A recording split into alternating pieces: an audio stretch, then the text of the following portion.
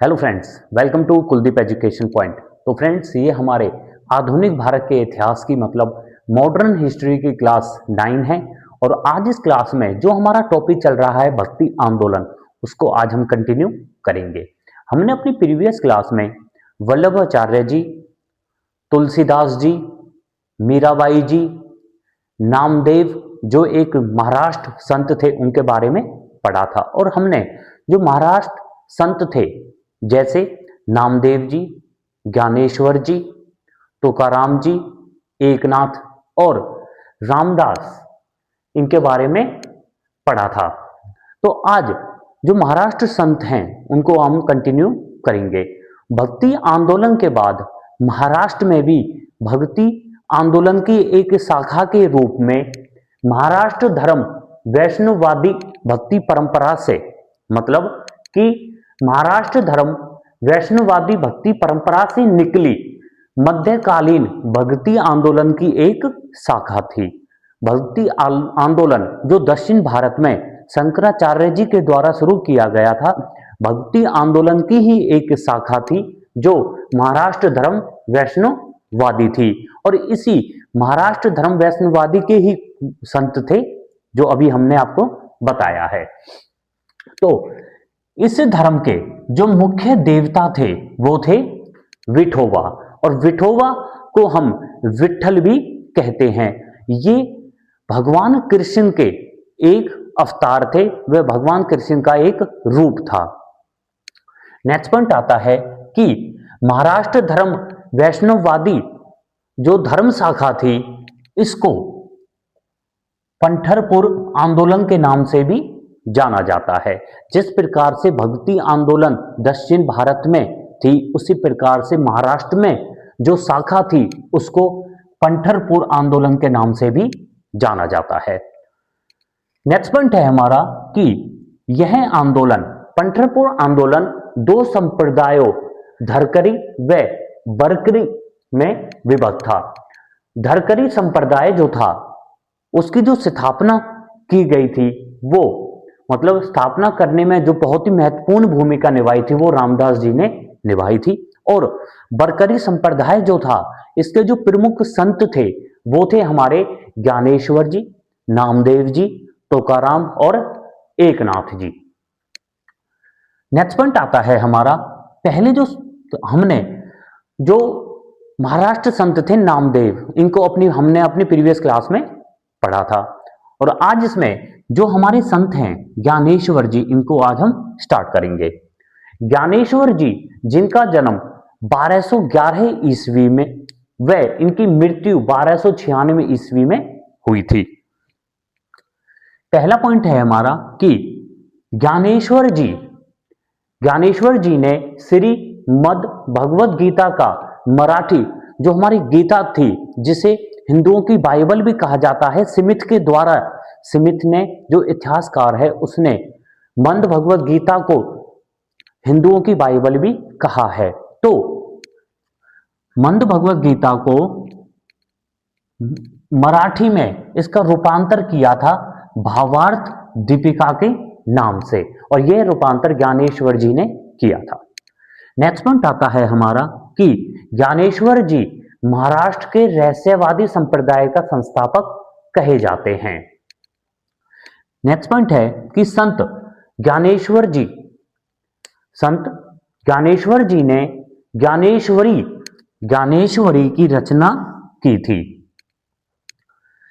Next point है कि ज्ञानेश्वर जी जो हमारे दूसरे महाराष्ट्र के संत हैं नामदेव जी के समकालीन थे।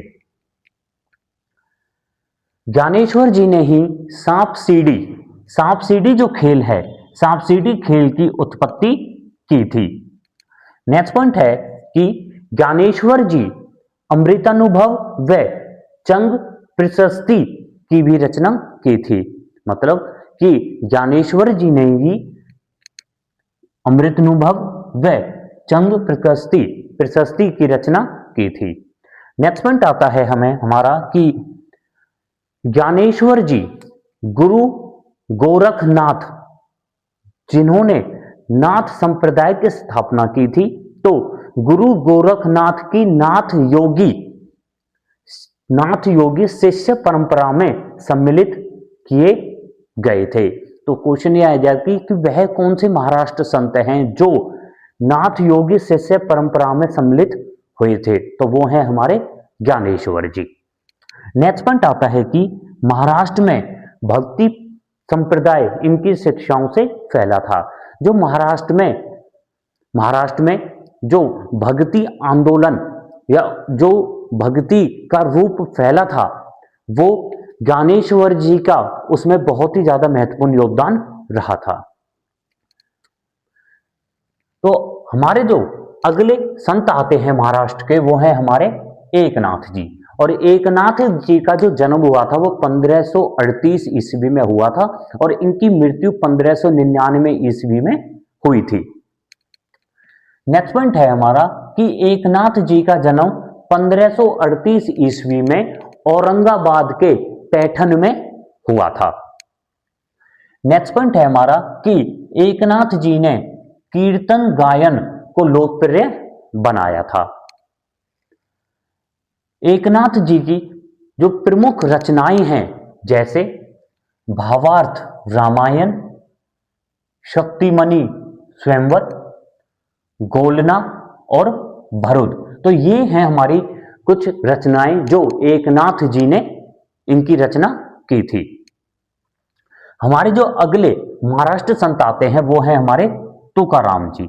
और तुकाराम जी का जो जन्म हुआ था वो 1598 ईस्वी में इनका जन्म हुआ था और 1650 ईस्वी में इनकी मृत्यु हुई थी।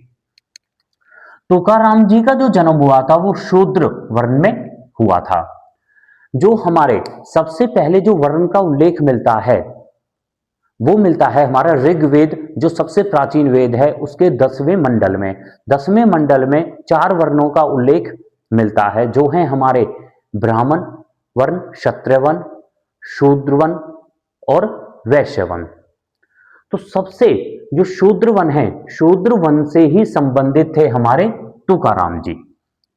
नेक्स्ट पॉइंट आता है हमारा कि इनका जो जन्म हुआ था वो 1598 में पूना के देही क्षेत्र में हुआ था। नेक्स्ट पॉइंट है हमारा कि तुकाराम जी लोकप्रिय काव्य अभंग लिखा था। मतलब इन्होंने अभंग काव्य लिखा था। अभंग काव्य में ही नामदेव जी के जो उपदेश थे वो संकलित हैं। तो अभंग जो काव्य है वो तुकाराम जी ने लिखा है और अभंग काव्य में ही नामदेव जी के जो उपदेश हैं वो संकलित हैं। नेक्स्ट पॉइंट आता है हमारा कि तुकाराम जी ने शिवाजी द्वारा भेजी गई भेंट को अस्वीकार किया था। शिवाजी के ही समकालीन व तुकाराम जी के समकालीन थे शिवाजी, और शिवाजी के द्वारा एक भेंट भेजी गई थी तुकाराम जी को और तुकाराम जी ने उस भेंट को वापस कर दिया था। नेक्स्ट पॉइंट आता है कि तुकाराम जी ने हिंदू मुस्लिम एकता को बनाने का प्रयत्न किया था।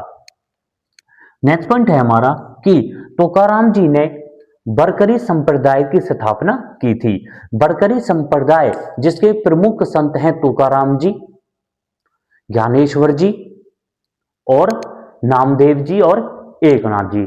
जो बरकरी संप्रदाय है इसके जो प्रमुख देवता हैं वो हैं हमारे विठल देवता, जो भगवान कृष्ण के एक रूप हैं। नेक्स्ट पॉइंट आता है हमारा कि तुकाराम जी ने अपनी स्तुतियों की रचना मराठी में की थी, मराठी भाषा में की थी। नेक्स्ट पॉइंट आता है कि तुकाराम जी मुगल शासक जहांगीर व शिवाजी के समकालीन थे। तो ये थे हमारे महाराष्ट्र के संत तुकाराम जी। हमारे महाराष्ट्र के जो दूसरे संत हैं वो हैं हमारे रामदास जी। और रामदास जी का जो जन्म हुआ था वो 1608 ईस्वी में हुआ था और इनकी मृत्यु 1681 ईस्वी में हुई थी। पहला पॉइंट है हमारा कि रामदास जी का जो मूल नाम था, इनके जो बचपन का नाम था वो था नारायण सूर्याजी पंत कुलकर्णी।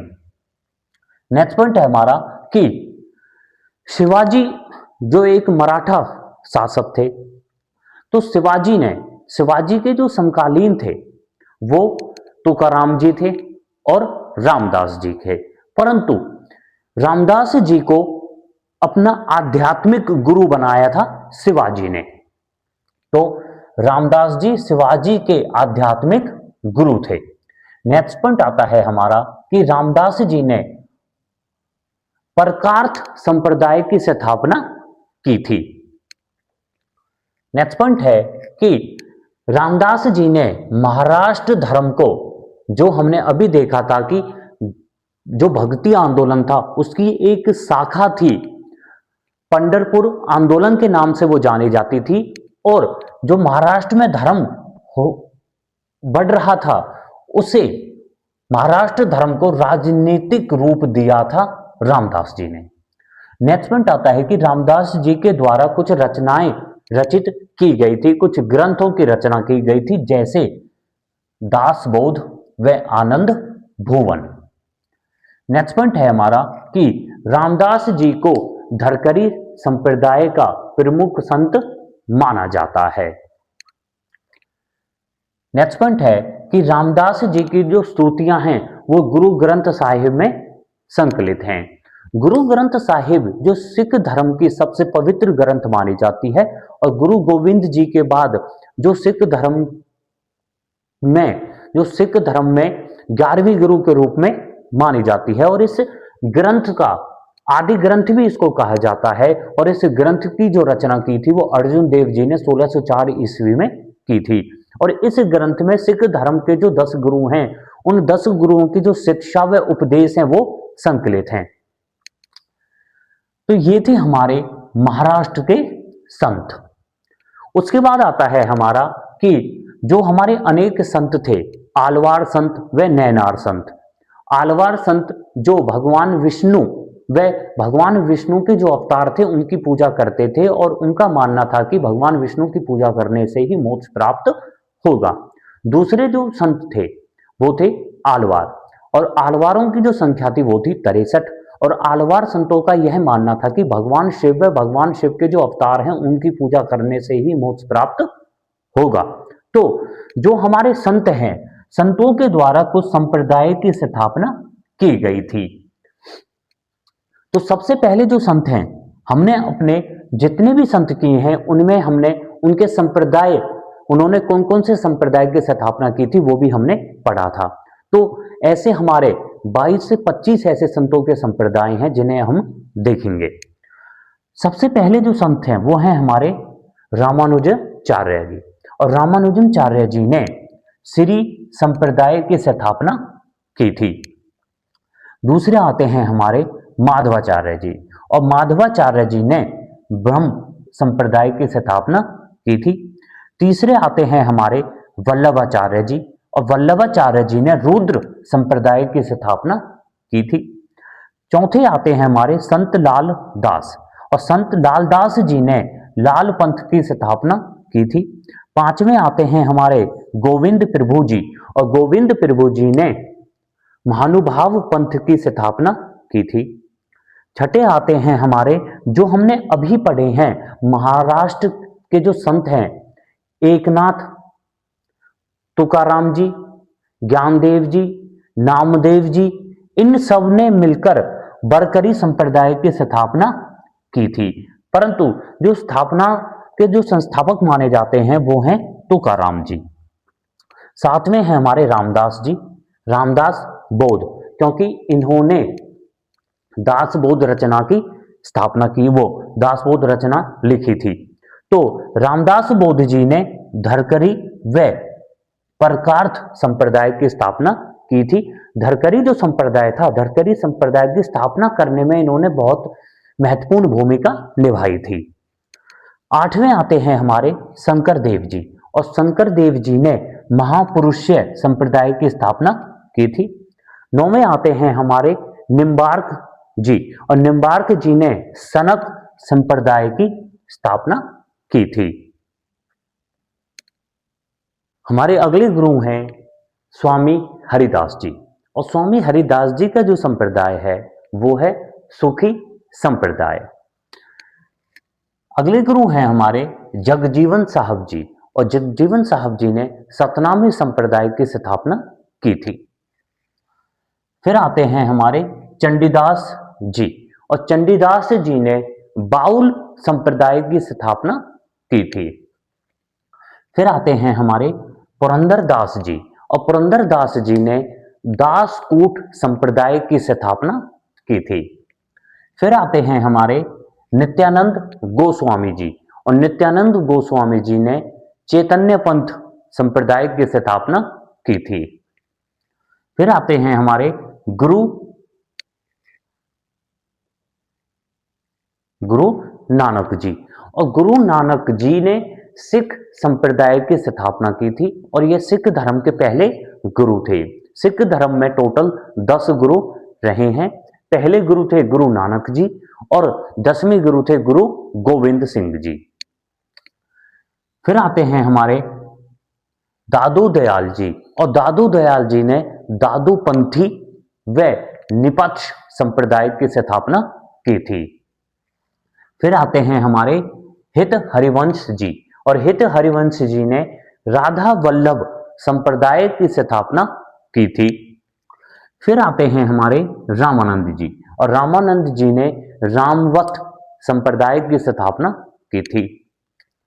फिर आते हैं हमारे श्रीचंद्र जी, और श्रीचंद्र जी जो थे वो गुरु नानक जी के पुत्र थे, और श्रीचंद्र जी ने उदासी संप्रदाय की स्थापना की थी।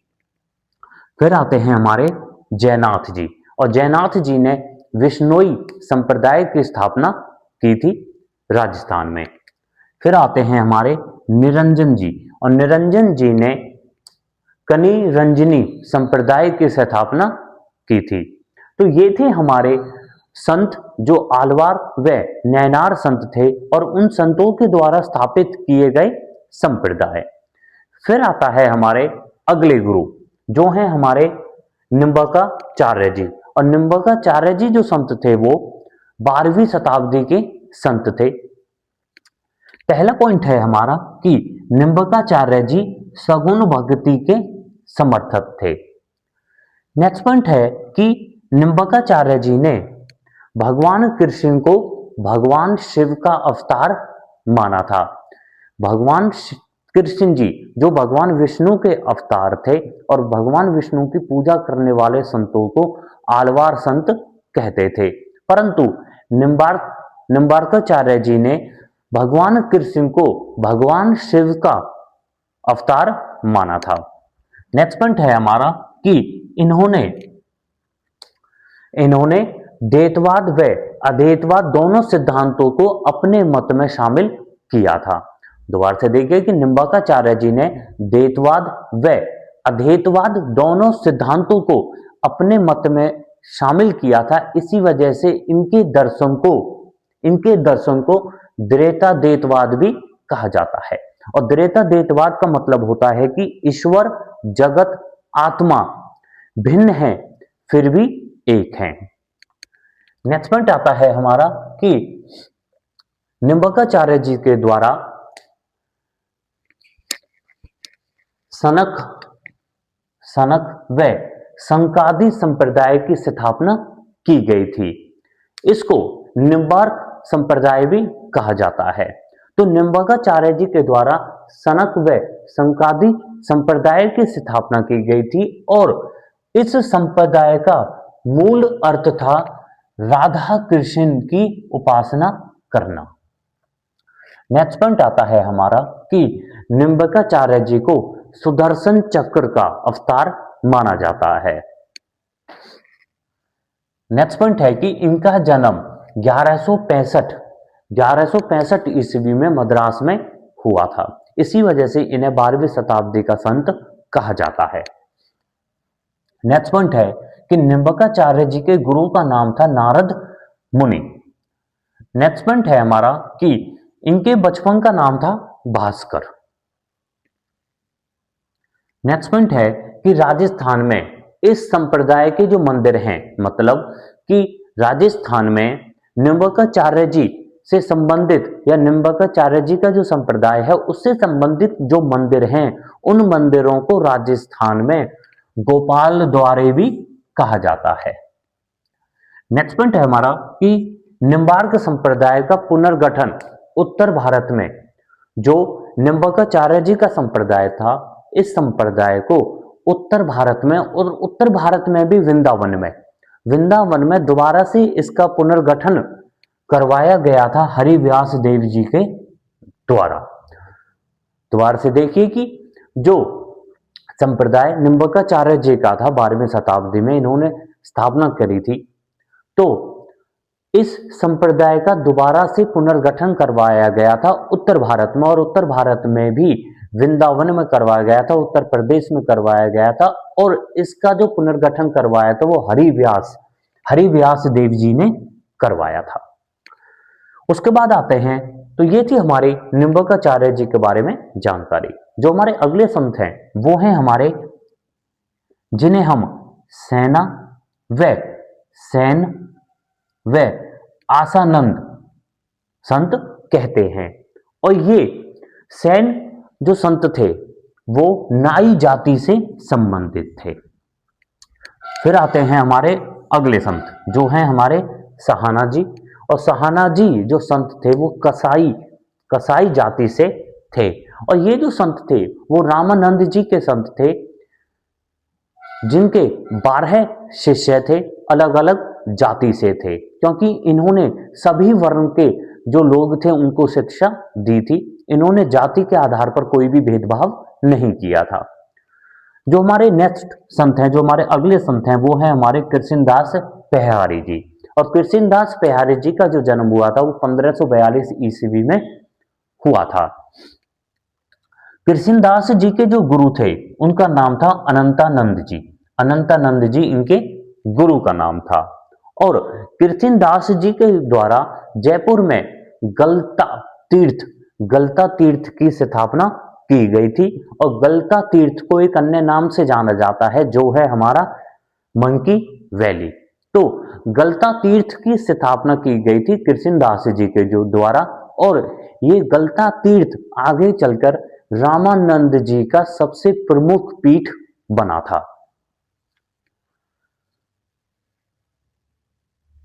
कृष्णदास जी के द्वारा कुछ ग्रंथों की रचना की गई थी, जैसे जुगलमेन, दूसरे ग्रंथ आते हैं हमारे प्रेमतप निरूपता, तीसरे ग्रंथ है हमारे ब्रह्म गीता। तो ये हैं कुछ ग्रंथ जिनकी रचना कृष्णदास जी ने की थी। अगले जो संत हैं हमारे, जो हमारे नेक्स्ट संत हैं वो हैं हमारे अगरदास जी। और अगरदास जी जो थे वो कृष्णदास जी के शिष्य थे। पहला पॉइंट है हमारा कि अगरदास जी ने रेवासा व सीकर पीठ की स्थापना की थी। जिस प्रकार से कृष्णदास जी के द्वारा गलता तीर्थ की स्थापना की गई थी और गलता तीर्थ को रामानंद संप्रदाय का प्रधान पीठ बनाया गया था, उसी प्रकार से जब अगरदास जी ने रवासा पीठ की स्थापना की थी तो रवासा तीर्थ को भी रामानंद संप्रदाय का पीठ बनाया गया था। नेक्स्ट पॉइंट आता है हमारा कि अगरदास जी के शिष्य थे नावादास जी। अगरदास जी द्वारा कुछ ग्रंथों की रचना की गई थी जो हैं हमारे अष्टयाम, हितोपदेश, उपासना बावनी और ध्यान मंजरी। तो ये थे हमारे कुछ ग्रंथ व अगरदास जी की जानकारी। जो हमारे नेक्स्ट संत हैं, जो हमारे अगले संत हैं, वो हैं हमारे किलहन दास जी। और किलहन दास जी जो थे वो अगरदास जी के शिष्य थे। नेक्स्ट पॉइंट है हमारा कि किलहन दास जी ने भगवान राम व सीता माता की, इन्होंने भगवान राम व सीता माता की पूजा की थी राधा और कृष्ण जी के रूप में प्रारंभ की थी। दोबारा से देखिए कि इन्होंने भगवान राम व माता सीता की पूजा की थी और इन्होंने यह पूजा राधा व कृष्ण भगवान के रूप में की थी। नेक्स्ट पॉइंट आता है कि जब इन्होंने भगवान राम व सीता की पूजा की थी राधा व कृष्ण के रूप में, तो इसी कारण से इस संप्रदाय को रसिक संप्रदाय नाम दिया गया था। फिर आते हैं हमारे अगले संत, जो हैं हमारे मृत्यसेंद्र नाथ। और मृत्यसेंद्र नाथ जी 10वीं शताब्दी के संत थे, और मृत्यसेंद्र नाथ जी गुरु गोरखनाथ जी के गुरु थे, और मृत्यसेंद्र नाथ जी ने ही नाथ संप्रदाय की स्थापना की थी। तो हमारा पहला पॉइंट है कि मृत्यसेंद्र नाथ जी के द्वारा नाथ संप्रदाय की स्थापना की गई थी बंगाल में। मृत्यसेंद्र नाथ जी के जो शिष्य थे वो थे गुरु गोरखनाथ जी, और गुरु गोरखनाथ जी का जो जन्म हुआ था वो रावलपिंडी में हुआ था, और गुरु गोरखनाथ जी ने ही नाथ संप्रदाय का प्रचार किया था 10वीं व 11वीं शताब्दी में। फिर आते हैं हमारे जाम्बोजी।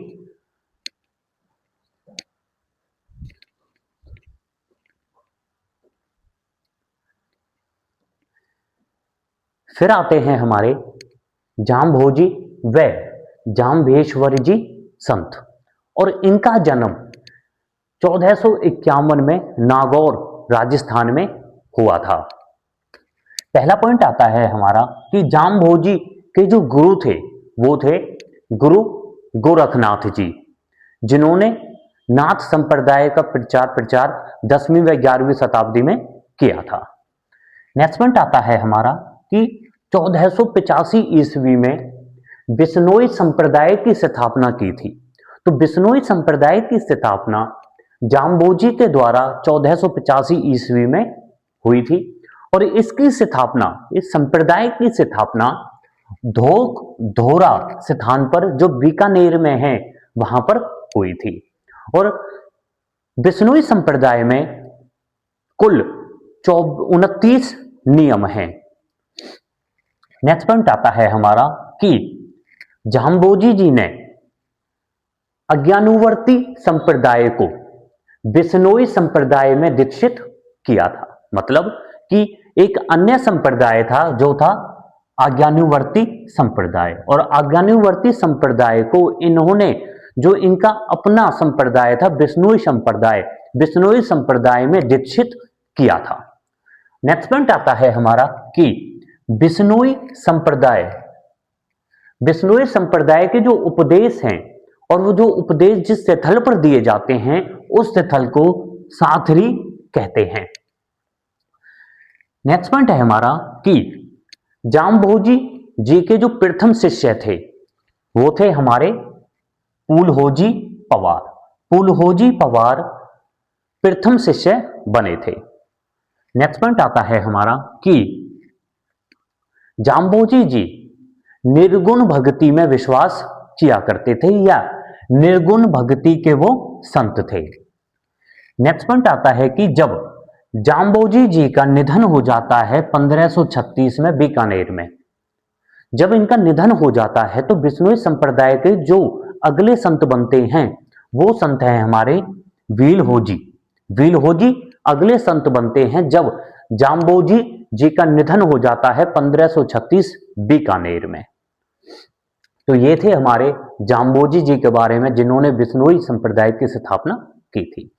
हमारे जो अगले संत आते हैं वो है हमारे चरणदास जी, और चरणदास जी का जन्म 1760 ईस्वी में हुआ था, अलवर में हुआ था, राजस्थान में। पहला पॉइंट है हमारा कि चरणदास जी के जो गुरु थे उनका नाम था सुखदेव जी। नेक्स्ट पॉइंट है हमारा कि चरणदास जी ने चरणदासी संप्रदाय की स्थापना की थी, और चरणदासी संप्रदाय में कुल 42 नियम थे। जिस प्रकार से बिश्नोई संप्रदाय में 29 नियम थे, उसी प्रकार से चरणदासी संप्रदाय में 42 नियम थे। नेक्स्ट पॉइंट आता है कि चरणदास जी के कुल 52 शिष्य थे, और इनके जो 52 शिष्य वे चरणदास जी के जो अनुयायी थे वो पीला वस्त्र पहनते थे। नेक्स्ट पॉइंट है हमारा कि चरणदास जी के द्वारा कुछ ग्रंथों की रचना की गई थी, जैसे ब्रह्म ज्ञान सागर, ब्रह्मचरित्र, भक्ति सागर व ज्ञान सर्वोदय। तो ये हैं कुछ ग्रंथ जिनकी रचना चरणदास जी के द्वारा की गई थी। नेक्स्ट पॉइंट आता है कि चरणदास जी के जो 52 शिष्य थे, उन 52 शिष्यों में से कुछ इनकी महिलाएं संत भी थी, जो थी हमारी दयाबाई।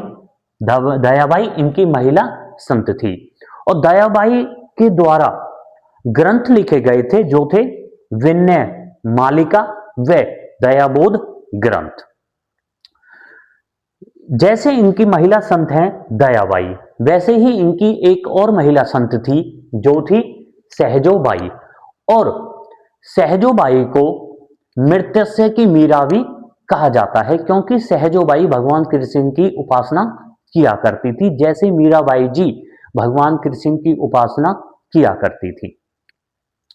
तो ये थे हमारे चरणदास जी संत की जानकारी। जो हमारे नेक्स्ट संत हैं, जो हमारे अगले संत हैं, वो हैं हमारे संत मावजा जी। और संत मावजा जी का जो जन्म हुआ था वो 1714 में डूंगरपुर में हुआ था। संत मावजा जी भी निर्गुण व सगुण भक्ति के संत थे। ये सगुण व निर्गुण भक्ति के संत थे। नेक्स्ट पॉइंट आता है कि संत मावजी जी ने निष्कलंक संप्रदाय की स्थापना की थी। तो निष्कलंक संप्रदाय की स्थापना मावजा जी के द्वारा की गई थी। नेक्स्ट पॉइंट आता है कि संत मावजा जी को ज्ञान की प्राप्ति हुई थी 1727 ईस्वी में। नेक्स्ट पॉइंट आता है कि मावजा जी के जो अनुयायी थे, जो इनके शिष्य थे, जो इनको माना करते थे, उनको साध कहा जाता है। नेक्स्ट पॉइंट आता है हमारा कि संत मावजा जी ने बेनेश्वर धाम की स्थापना की थी। और बेनेश्वर धाम की स्थापना जो की थी वो इन्होंने माही नदी के तट पर की थी। माही नदी के तट पर की थी। और बेनेश्वर धाम की जो स्थापना हुई थी, बेनेश्वर धाम को आदिवासियों का कुंभ भी कहा जाता है। तो आदिवासियों का जो कुंभ है वो बेनेश्वर धाम को कहा जाता है।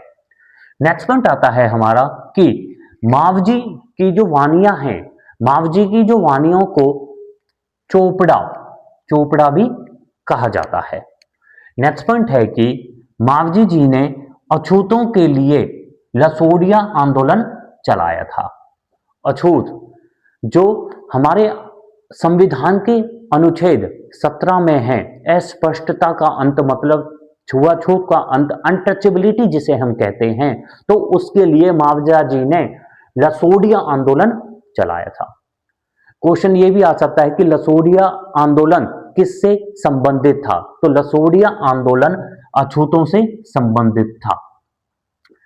तो ये थे हमारे संत मावजा जी की जानकारी।